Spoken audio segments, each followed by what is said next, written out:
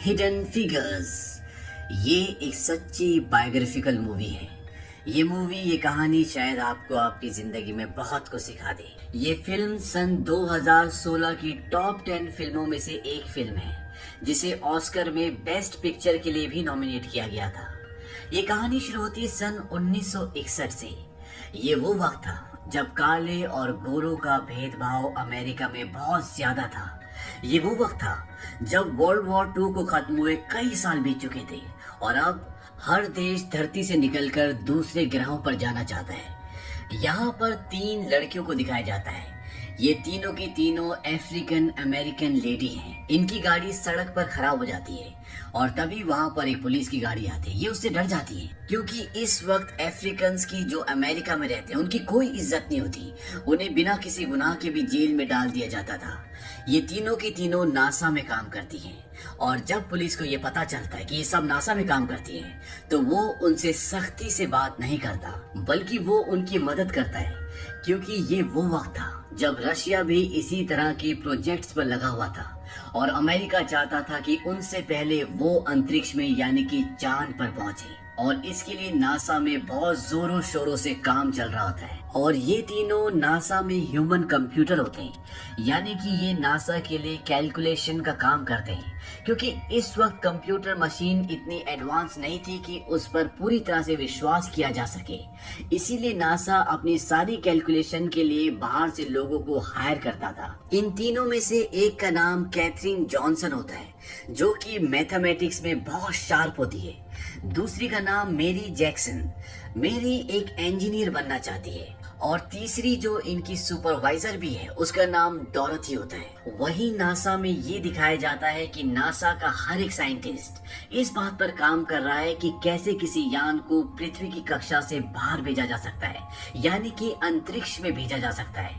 और नासा की टेंशन और भी तब बढ़ जाती है जब ये काम रूस उनसे पहले कर देता है। दरअसल रूस अपने एक यान को पृथ्वी की कक्षा से बाहर भेजने में कामयाब हो जाता है और उसमें एक आदमी भी होता है, एक एस्ट्रोनॉट भी होता है, जिसका नाम होता है यूरी गैगारिन। और ये इस दुनिया का पहला ऐसा इंसान था जो पृथ्वी की कक्षा से बाहर अंतरिक्ष में गया था, और ये हुआ था 12 अप्रैल सन 1961 को। और अब अमेरिका भी अपने एस्ट्रोनॉट्स को पृथ्वी की कक्षा से बाहर अंतरिक्ष में भेजना चाहता है। इसके लिए वो कई प्रयास भी करते हैं, लेकिन वो सब के सब फेल हो जाते हैं। इनके जो यहाँ पर नासा के डायरेक्टर होते हैं, उनका नाम होता है एल हैरिसन, और वो चाहते हैं कि रूस से पहले अमेरिका चांद पर जाए। लेकिन इसके लिए इन्हें एक ऐसा यान बनाना होगा जो आराम से पृथ्वी की कक्षा से बाहर जा सके और उसी तरह से बिना किसी दुर्घटना के पृथ्वी पर वापस लैंड कर सके। अब एल हैरिसन को एक ऐसा एम्प्लॉय चाहिए जो एनालिटिक ज्योमेट्री में मास्टर हो, और इन्हें ऐसा कोई एम्प्लॉय मिल नहीं रहा होता। पिछले 12 महीनों में ये ऐसे 12 लोगों को बदल चुके हैं और अब मजबूरी में कैथरीन को इन्हें इस डिपार्टमेंट में शिफ्ट करना पड़ता है। आज से पहले यहाँ पर सिर्फ गोरों ने काम किए हैं और कैथरीन ऐसी पहली ब्लैक लेडी है जो इस डिपार्टमेंट में काम करने के लिए आई है। जब वो अंदर जाती है, उसके हाथ में एक बॉक्स होता है। तभी वहाँ पर काम करने वाला एक आदमी उसके बॉक्स के ऊपर डस्टबिन रख देता है, क्योंकि उसे ऐसा लगता है कि ये सफाई करने वाली है। पर जब वो ये बताती है कि वो यहाँ पर काम करने के लिए आई है, तो उसे सब के सब बहुत हैरानी से देखते हैं। इससे ये पता चलता है कि उस वक्त कालों और गोरों के बीच में कितना भेदभाव था, लेकिन अब कैथरीन इस डिपार्टमेंट का हिस्सा है। वहीं दूसरी तरफ मैरी को दिखाया जाता है कि अब उसे space capsule heat shield team के साथ काम करना है, और इस टीम का काम होता है स्पेस कैप्सूल को सुरक्षित बनाना। स्पेस कैप्सूल उसे कहा जाता है जिसके अंदर एस्ट्रोनॉट बैठकर अंतरिक्ष में जाता है, और जब कैप्सूल वापस धरती पर आता है तो धरती के वातावरण से फ्रिक्शन होने से उस कैप्सूल की हीट बहुत ज्यादा बढ़ जाती है, और हीट शील्ड का काम होता है उस गर्मी को, उस हीट को कंट्रोल करना। लेकिन कई बार परीक्षण करने के बाद भी, कई बार डिजाइन बनाने के बाद भी वो उसमें कामयाब नहीं हो रहे होते। और जब मैरी अपने सीनियर के साथ उस डिजाइन को देखती है तो वो एक बार में बता देती है कि उसमें क्या कमी है। उसका सीनियर बोलता है कि इंजीनियर के दिमाग वाले को इंजीनियर ही होना चाहिए। मैरी बोलती है कि मैं एक निग्रो लड़की हूँ और मैं असंभव की उम्मीद नहीं रखती, क्योंकि यहाँ पर निग्रो लोगों को यानी कि ब्लैक लोगों को इंजीनियरिंग की डिग्री में एडमिशन नहीं दिया जाता। उसका सीनियर बोलता है कि मैं पोलैंड का एक यहूदी हूँ, मेरे माँ बाप को नाजी कैंप में मार दिया गया था और आज मैं यहाँ पर खड़ा होकर एस्ट्रोनॉट्स को सितारों की दुनिया में भेजने की कोशिश कर रहा हूँ। ये भी नामुमकिन से कम नहीं है। वो मैरी से बोलता है कि अगर तुम व्हाइट होती तो क्या तुम इंजीनियर बनना चाहती? वो कहती कि अगर ऐसा होता तो मैं आज इंजीनियर बन चुकी होती। वही डोरोथी जो यहाँ पर सुपरवाइजर का काम संभालती है, दरअसल वो ऑफिशियली सुपरवाइजर नहीं है। पुरानी सुपरवाइजर के काम छोड़ने के बाद उसका सारा काम डोरोथी संभालती है, लेकिन उसे सैलरी सुपरवाइजर की नहीं मिलती और जब वो इस बात के लिए मिसेस मिचेल से बात करती है तो वो उसकी बात को ज्यादा सीरियस नहीं लेती। यहाँ पर डोरोथी को ये भी पता चलता है कि नासा में अब IBM कंप्यूटर आ रहा है और अगर एक बार वो एक्टिव हो गया तो उसके बाद यहाँ पर जितने भी लोग कैलकुलेशन करते हैं उन सब की नौकरी चली जाएगी। और वो ये बात कैथरीन और मैरी को लंच टाइम में बताती है, लेकिन साथ में वो ये भी कहती है कि इन मशीन्स को ऑपरेट करने के लिए कोई ना कोई इंसान तो चाहिए होगा और अब एक ही रास्ता है कि हमें इस काम को सीखना होगा। तभी वहाँ पर मिसेस मिचेल आ जाती है और वो मैरी को बोलती है कि जो तुमने इंजीनियर ट्रेनिंग के लिए एप्लीकेशन दी थी उसे हम एक्सेप्ट नहीं कर सकते क्योंकि तुम्हारे पास जरूरी डिग्री नहीं है। मैरी कहती है कि मेरे पास मैथमेटिक्स और फिजिकल साइंस की बैचलर डिग्री है जो अधिकतर इंजीनियर्स के पास होती है। मिसेस मिचेल कहती है कि लेकिन हमें इस पोस्ट के लिए यूनिवर्सिटी ऑफ वर्जीनिया के एडवांस कोर्स की डिग्री भी चाहिए और ये हमारे क्राइटेरिया में है। इसे मैं डिसाइड नहीं करती बल्कि नासा करती है और ये कहकर वो वहाँ से चली जाती है। और अब अगर मैरी को ये पोस्ट हासिल करनी है तो उसे सारे डॉक्यूमेंट्स पूरे करने होंगे और जो सर्टिफिकेट उसे यूनिवर्सिटी ऑफ वर्जीनिया से मिल सकता है वो यहीं पर पास में एक हैम्पटन हाई स्कूल होता है, वहां से भी मिल सकता है, लेकिन वो स्कूल सिर्फ गोरों के लिए होता है। हालांकि ये लॉ ऊपर से नहीं होता, लेकिन इस कानून को कोई भी नहीं मानता कि वहां पर ब्लैक लोग भी अपने सर्टिफिकेट, डिग्री या एजुकेशन कर सकते हैं। इसीलिए आज तक हैम्पटन हाई स्कूल में कोई भी ब्लैक इंसान नहीं गया। लेकिन मैरी किसी भी हालत में वहां पर एडमिशन लेके अपने डॉक्यूमेंट्स पूरे करना चाहती है, इसीलिए वो कोर्ट में जाती है क्योंकि अगर जज ने उसे वहां से ग्रीन चिट दे दी तो उसे वहां पर एडमिशन मिल जाएगा। जज उसे कहता है कि तुमने एडमिशन के लिए पिटीशन दर्ज की है, लेकिन तुम्हें पता होना चाहिए कि हैम्पटन हाई स्कूल गोरों का स्कूल है। चाहे सुप्रीम कोर्ट कुछ भी कहे, लेकिन वर्जीनिया अभी भी काले और गोरों का रंग भेद करने वाला राज्य है। मैरी कहती कि मैं आपसे कुछ कहना चाहती हूँ। वो कहती कि आप अपने परिवार में पहले थे जो US नेवी में गए, आप पहले थे जो यूनिवर्सिटी गए और आप पहले स्टेट जज बने जिसे 3 गवर्नर्स ने चुना। जज कहता है कि आप कहना क्या चाहती हैं? वो कहती है कि इस दुनिया में जो भी इंसान पहली बार कोई पहला काम करता है तो उसे ये दुनिया हमेशा याद रखती है, चाहे वो चांद पर जाना हो या कोई और काम हो। वो कहती है कि आज से पहले कोई भी ब्लैक इंसान गोरों के स्कूल में नहीं गया और अगर मैं ऐसा करती हूँ और आप ये फैसला सुनाते हैं तो आपका नाम इतिहास हमेशा याद रखेगा। जज उसकी इस बात से इम्प्रेस हो जाता है और वो कहता है ठीक है, लेकिन तुम सिर्फ नाइट क्लासेस में जा सकती हो। और इस बात से मैरी को खुशी होती है क्योंकि अब वो नासा में इंजीनियर बन सकती है। वहीं दूसरी तरफ डोरोथी अब IBM मशीन को समझना चाहती है, उसकी प्रोग्रामिंग सब कुछ सीखना चाहती है ताकि वो उसे ऑपरेट कर सके और वो इसके लिए लाइब्रेरी से बुक चुरा के ले आती है क्योंकि जिस लाइब्रेरी में वो बुक होती है वहाँ पर ब्लैक लोगों को जाना मना होता है। इस वक्त में ब्लैक लोगों के लिए बहुत ज्यादा रिस्ट्रिक्शन थी।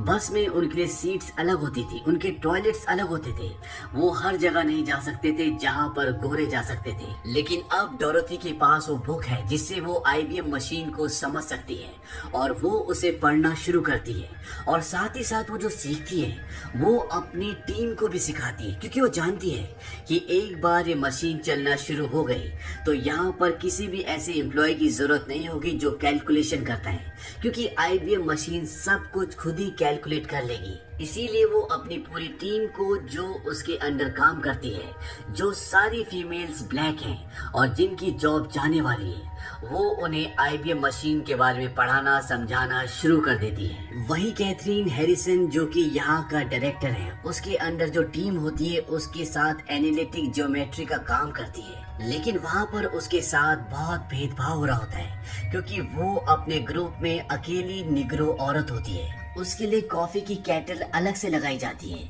क्योंकि उनका स्टाफ नहीं चाहता कि जहाँ से कॉफी वो लोग पीते हैं वहाँ से कैथरीन भी पिए। साथ ही साथ कैथरीन को यहाँ से वॉशरूम 800 मीटर दूर जाना पड़ता है, क्योंकि यहाँ पर जो वॉशरूम होता है वो सिर्फ गोरे लोगों के लिए होता है।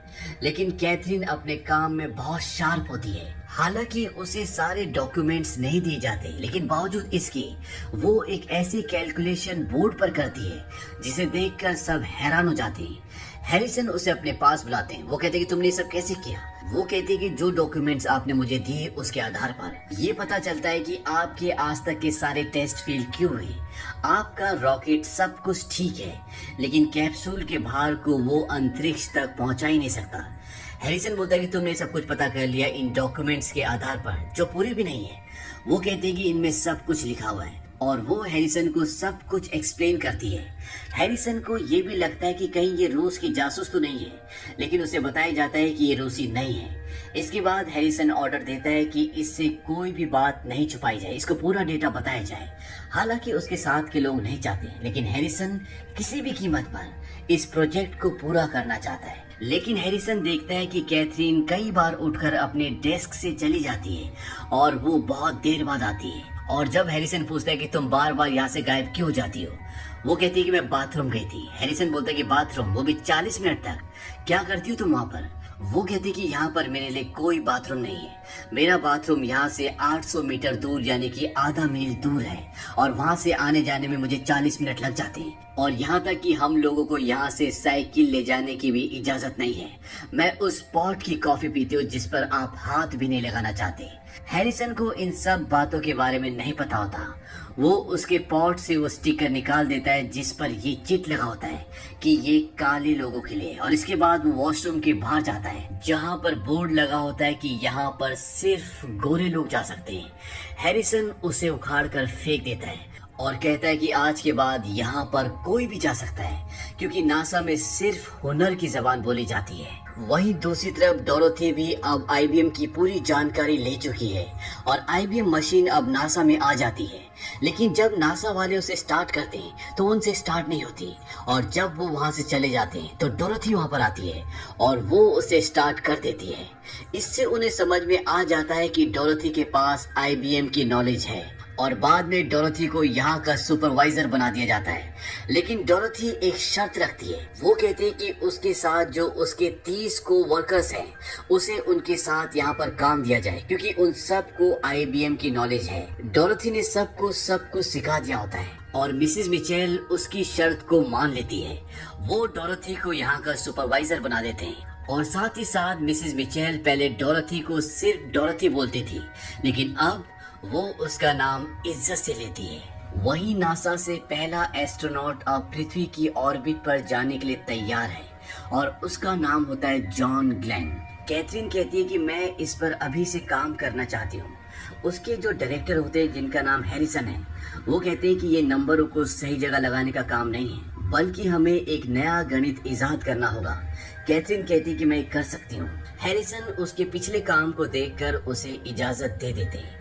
अब ये लॉन्च तो आराम से कर सकते हैं, लेकिन इनके सामने सबसे बड़ी चुनौती होती है कि उसे वापस लाना, और इसे ये एक नाम देते हैं गो नो गो, यानी कि जाओ न जाओ। नासा के मुताबिक इनका कैप्सूल, जिसके अंदर जॉन ग्लेन होंगे, जब वो पृथ्वी के चक्कर लगा रहा होगा तो उसकी गति को सही समय पर और सही तरीके से कम करना होगा, और जो चक्कर वो अंडाकार तरीके से लगा रहा है उसे इन्हें सेमी सर्कल में डिवाइड करना होगा, और उसके बाद उसे वापस पृथ्वी पर लाया जा सकता है। और ये गणना बिल्कुल सटीक होनी चाहिए, क्योंकि अगर ये वक्त से पहले उसे पृथ्वी के अंदर दाखिल करते हैं तो उसमें हीट बढ़ जाएगी, उसमें आग लग जाएगी, और अगर इन्हें देर हो गई तो वो पृथ्वी के कक्ष में दाखिल हो ही नहीं पाएगा और लगातार अंतरिक्ष के चक्कर लगाता रहेगा। और ये इनके लिए सबसे बड़ा चैलेंज होता है, जिसे नाम देते हैं गो नो गो, यानी कि जाओ ना जाओ। अब कैथरीन अपना काम शुरू कर देती है, लेकिन उसे यहाँ काम में एक प्रॉब्लम और हो रही होती है, क्योंकि बार बार एक कैप्सूल का वजन, उसके लॉन्च का टाइम, जगह बदल रहे होते हैं, जिस वजह से मैथमेटिक्स की पूरी कैलकुलेशन बदल जाती है और जो भी काम कैथरीन करती है वो सब खराब हो जाता है। कैथरीन मिस्टर हैरिसन को बोलती है कि मैं भी ब्रीफिंग में जाना चाहती हूँ। हालांकि आज से पहले कोई भी फीमेल इस ब्रीफिंग में नहीं गई, लेकिन मिस्टर हैरिसन उसे अलाउ कर देते हैं। और यहाँ पर जॉन ग्लेन भी होते हैं, जो वो एस्ट्रोनॉट होते हैं जो कैप्सूल में बैठकर पृथ्वी के चक्कर लगाने वाले हैं। और जब वो कैथरीन की कैलकुलेशंस को देखते हैं तो वो उससे बहुत इम्प्रेस होते हैं, क्योंकि कैथरीन अपने काम में बहुत शार्प होती है। लेकिन अभी भी जो इनकी कैलकुलेशन का तरीका होता है, उससे ये बिल्कुल सटीक आंकड़े नहीं पा रहे होते। और कैथरीन बताती है कि शायद हमें नए गणित की जरूरत ही ना पड़े, पुराने से काम चल जाए। वो बताती है कि ऑयलर पद्धति ये एक मैथमेटिक्स का पुराना तरीका है जो बिल्कुल सटीक नंबर, सटीक आंकड़े देता है। और जब कैथरीन उस फॉर्मूले से कैलकुलेशन करती है तो मिस्टर हैरिसन बहुत खुश होते हैं। वो कहते हैं कि मिल गया। वहीं दूसरी तरफ मैरी अब इंजीनियरिंग की क्लासेस के लिए जाने के लिए तैयार है, और उसके हस्बैंड, जो पहले उसका बिल्कुल भी साथ नहीं दे रहे थे, जो ये बोलते थे कि ये सब बेवकूफ़ी, ये हो ही नहीं सकता, अब वो भी उसके साथ है। और जब मैरी क्लास में जाती है तो वहाँ पर एक भी लड़की नहीं होती और ना ही कोई ब्लैक होता है, क्योंकि आज से पहले इस जगह पर कोई भी ब्लैक स्टूडेंट नहीं आया। और जब वो अपना एडमिशन फॉर्म अपने टीचर को देती है तो सभी स्टूडेंट्स और टीचर हैरान हो जाते हैं। लेकिन कैथरीन अब इस कोर्स का हिस्सा है और जो सपना उसने कभी देखा था वो सच होने वाला है। अब नासा में IBM मशीन शुरू हो चुकी है, जिसे डोरोथी और उसकी पूरी टीम ऑपरेट करेगी। और इस मशीन के शुरू होने के बाद मिस्टर हैरिसन कैथरीन को बुलाते हैं। वो कहते हैं कि हमारे पास IBM मशीन है और ये एक कंप्यूटर दिमाग है जिसे इंसान का दिमाग मैच नहीं कर सकता। इसीलिए अब हमें इस डिपार्टमेंट में इंसानी कंप्यूटर जो कैलकुलेशन करते हैं उनकी जरूरत नहीं है। हालांकि मिस्टर हैरिसन ऐसा नहीं करना चाहते। वो जानते हैं कि कैथरीन बहुत टैलेंटेड है, लेकिन बहुत सारे फैसले उनके हाथ में नहीं होते। वो कैथरीन को सॉरी भी बोलते हैं। कैथरीन कहती है कि मैं समझती हूँ, और कैथरीन को उसके पुराने डिपार्टमेंट में भेज दिया जाता है। और अब वो दिन आता है जब पृथ्वी की कक्षा से बाहर एक इंसान जिसका नाम जॉन ग्लेन है वो जाएगा। लेकिन जब ये लैंडिंग की गणना उसकी कैलकुलेशन को चेक करते हैं जो IBM मशीन से मिली होती है, तो वो कल के मुकाबले आज बिल्कुल अलग होती है। इस बात से मिस्टर हैरिसन परेशान हो जाते हैं, क्योंकि अगर कैलकुलेशन बिल्कुल सटीक नहीं हुई तो ये लॉन्च नहीं कर सकते, जिसका पूरा दुनिया इंतजार कर रही है। मिस्टर हैरिसन जॉन ग्लेन को कॉल करके बताते हैं कि कल के मुकाबले नंबर आज अलग हैं। जॉन ग्लेन कहता है कि वो लड़की जिसका नाम कैथरीन है, अगर वो बोल दे कि नंबर सही है तो मैं जाने के लिए तैयार हूँ, क्योंकि मैं जानता हूँ उसका दिमाग तेज है, वो अपने काम में शार्प है। और मिस्टर हैरिसन जो उनके पास आंकड़े होते हैं उसे चेक करवाने के लिए कैथरीन के पास भेजते हैं। कैथरीन उसकी पूरी कैलकुलेशन करके मिस्टर हैरिसन के पास जाती है और उसकी कैलकुलेशन के आधार पर अब लॉन्च हो जाता है। और कर्नल जॉन ग्लेन, जो कि एक कैप्सूल में जिसका नाम फ्रेंडशिप 7 है, उस पर बैठकर पृथ्वी के चक्कर लगा रहे, वो अंतरिक्ष में है, और वो पहले अमेरिकन बनते हैं जो ऐसा करते हैं। और ये दिन होता है 20 फ़रवरी 1962। लेकिन जब वो वापस पृथ्वी पर आते हैं तो एक पल ऐसा भी आता है जब उनका कैप्सूल रडार से गायब हो जाता है। नासा के सभी एम्प्लॉयज परेशान हो जाते हैं, लेकिन कुछ ही देर बाद वो दोबारा से रडार में आ जाते हैं। और इस तरह से नासा का ये प्रोजेक्ट, ये मिशन पूरा हो जाता है, जिसमें कैथरीन का बहुत बड़ा हाथ होता है। और इसी वजह से कैथरीन को उसकी पोजीशन वापस मिल जाती है, यानी कि वो मिस्टर हैरिसन के साथ उसी डिपार्टमेंट में काम करेगी जहां पर उसने इस पूरे प्रोजेक्ट में काम किया होता है। और साथ ही साथ डोरोथी, जो कि अब एक सुपरवाइजर है, और मैरी, जिसने अब इंजीनियरिंग की डिग्री हासिल कर ली है और वो अब नासा में इंजीनियर है। साथ ही साथ अपोलो 2 मिशन, जो कि चांद पर जाने का मिशन होता है, उसमें भी कैथरीन ने एक बहुत बड़ा योगदान दिया था।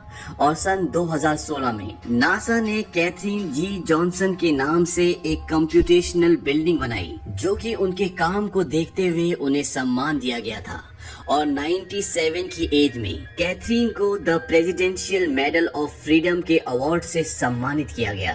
तो इस तरह से इन 3 फीमेल्स ने उस वक्त, जिस वक्त कालों और गोरों का इतना बड़ा भेदभाव था, इन तीनों ने अपने टैलेंट से न केवल उन सबको काले और गोरे का भेदभाव भूलने पे मजबूर किया, बल्कि उन सबको इन्हें सम्मान भी देना पड़ा। इससे हमें ये पता चलता है कि अगर इंसान के अंदर टैलेंट है तो पूरी दुनिया उसे सलाम करती है। लेकिन किसी भी काम में टैलेंट सिर्फ सोचने से नहीं आता, वो मेहनत करने से आता है, फैसले लेने से आता है, जिंदगी से लड़ने से आता है।